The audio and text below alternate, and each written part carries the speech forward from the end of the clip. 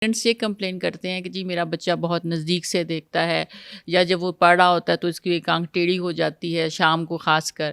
تو ان میں پھر یہ ہوتا ہے کہ ان میں اینک کا نمبر کی کمی ہوتی ہے، یا اس کو ہم کہتے ہیں ریفریکٹیو ایررز. پھر ہم نے ان بچوں کو ڈیٹیل میں معائنہ کرنے کے بعد اینک کا نمبر لگانا ہوتا ہے، اور بہت دفعہ تو یہی ہوتا ہے کہ یہ اینک کے نمبر سے ہی بچے ٹھیک ہو جاتے ہیں.